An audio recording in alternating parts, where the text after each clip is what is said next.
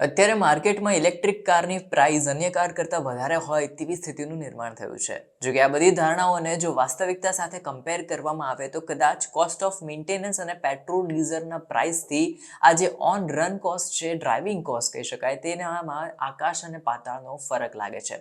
અત્યારે ટાટા મોટર્સ અને MG motors જેવા ઉત્પાદકો જે છે તે હવે એમની કારની પ્રાઇસ છે તેમાં સતત ઘટાડો કરી રહ્યા છે. અત્યારે એક ઝાટકે કદાચ વધારે રૂપિયા આપવા પડે, પરંતુ આગળ જતા ફ્યુલ કોસ્ટની જે સેવિંગ્સ છે તે તમને 1-2 વર્ષમાં જ પેટ્રોલ ડીઝલ વેરિયન્ટની તુલનામાં વધારે બચાવી શકે એવી તમને ગેરંટી આપી શકે છે. ઉલ્લેખનીય છે કે આ તમામ બાબતો જે છે તે ઇલેક્ટ્રિક કારના જે પરચેઝ અને સેલ છે એમાં પણ અત્યારે ઇફેક્ટ કરી રહી છે. ઉલ્લેખનીય છે કે દેશની સૌથી મોટી ઇલેક્ટ્રિક કાર વિક્રેતા ટાટા મોટર્સે મંગળવારે નેક્સોન એસયુવી અને ટિયાગોની જે મિની કાર છે તેના ઇલેક્ટ્રિક વર્ઝનના ભાવમાં મોટા ઘટાડાની જાહેરાત કરી છે. જ્યારે નેક્સોન ઈવી જે છે તેની એન્ટ્રી વેરિયન્ટની કિંમત ₹14.5 લાખ એક્સ શોરૂમ પ્રાઇસ છે, જે હવે એમાં ₹1.2 લાખ સુધીનો મોટો ઘટાડો કરી દીધો છે. ત્યારે હવે ટિયાગોની કિંમતની વાત કરીએ તો તેમાં હવે 70,000 સુધીનો ઘટાડો કર્યો હોય તેવી માહિતી મળી રહી છે.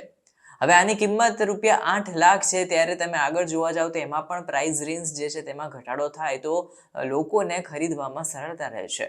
ટાટાના પેસેન્જર કાર ઇલેક્ટ્રિક મોબિલિટી ડિવિઝનના ચીફ કોમર્શિયલ ઓફિસર વિવેક શ્રીવાસ્તવે જણાવ્યું હતું કે અત્યારે ગ્રાહકોને કંપની હવે બેટરીની કિંમતમાં ઘટાડાનો લાભ આપી રહી છે.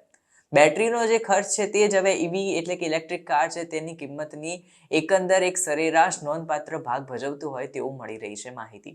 હવે તાજેતરના ભૂતકાળમાં બેટરી સેલના ભાવમાં નરમાઈ સાથે અને નજીકના ભવિષ્યમાં તેમના સંબંધિત ઘટાડાને ધ્યાનમાં રાખીને અમે પરિણામો જે છે તેના લાભો સીધા ગ્રાહકો સુધી આપવાનું પસંદ કર્યું છે.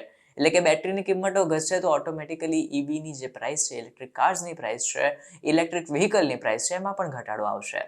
જો ઇલેક્ટ્રિક કારનો ડ્રાઇવિંગ ફ્યુલ કોસ્ટ તમે પેટ્રોલ અને ડીઝલના વેરિયન્ટ સાથે કરશો તો એકંદરે એમાં મોટો તફાવત જોવા મળશે. એક ડેટા પ્રમાણે હવે ઇલેક્ટ્રિક કારનો રનિંગ કોસ્ટ ₹1 પ્રતિ કિલોમીટર છે, જે પેટ્રોલની તુલનામાં ઘણો સસ્તો છે.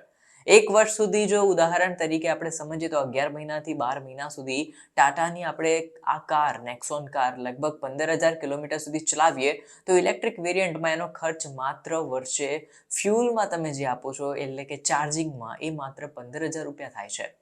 હવે જ્યારે આવા જ ખર્ચની સરખામણી આપણે પેટ્રોલ વેરિયન્ટ સાથે કરીએ તો 11 મહિનાથી 1 વર્ષ વચ્ચે 15,000 કિલોમીટર જો પેટ્રોલ કાર ચાલે તો એમાં ફ્યુલ કોસ્ટ ₹1,20,900 ને પણ પાર કરી જાય છે.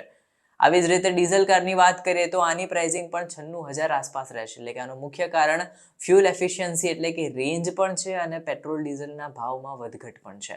ટાટા નેક્સોન ઈવીની રેન્જ જોઈએ તો એક ફૂલ ચાર્જ ઉપર તે 250 કિલોમીટર ચાલે છે અને તેની પાછળ જોવા જઈએ તો વીજળીના અત્યાર સુધીના ભાવ પર નજર કરીએ તો ₹10 પ્રતિ કિલોવોટ અવર દિલ્હીના ચાર્જ પ્રમાણે જોઈએ તો છે. આથી હવે 15,000 કિલોમીટરે ચાલકને ₹15,000 સુધીનો જ ખર્ચ થાય છે, કે જે એકદમ વ્યાજબી છે પેટ્રોલ અને ડીઝલ કારની તુલનામાં. બીજી બાજુ પેટ્રોલ કારની એવરેજ 12 કિલોમીટર પ્રતિ લીટરની હોય છે અને ડીઝલ કાર જે છે તે પણ 14 થી 15 કિલોમીટર પ્રતિ લીટર આપે છે. જો કે આ વેરિયન્ટ્સ અને કઈ કાર તમે યુઝ કરી રહ્યા છો એના ઉપર ડિપેન્ડ કરી રહી છે, પણ આ ઓન એન એવરેજ એક આ ડેટા આપણે બહાર કાઢ્યો છે. આના પરથી સ્પષ્ટ જોવા મળી શકે છે કે કેવી રીતે ઓન એન એવરેજ ઈવી કારમાં ખરીદતા સમયે રૂપિયા થોડા વધારે હશે, પરંતુ પાછળ જતા 1 વર્ષમાં તે કોસ્ટ ભરાઈ પણ શકે છે. ઉલ્લેખનીય છે કે ઈવી કાર અત્યારે ખરીદવી સૌથી વધારે હિતાવહ છે, કારણ કે ઘણી વખત સબસિડી પણ મળતી હોય છે અને બીજી બાજુ જોવા જઈએ તો કેટલાક એવા પણ કોસ્ટ અને મેન્ટેનન્સ છે જે આપણે પેટ્રોલ ડીઝલ કરતાં ઈવીમાં તમને વધારે સારા રહેશે.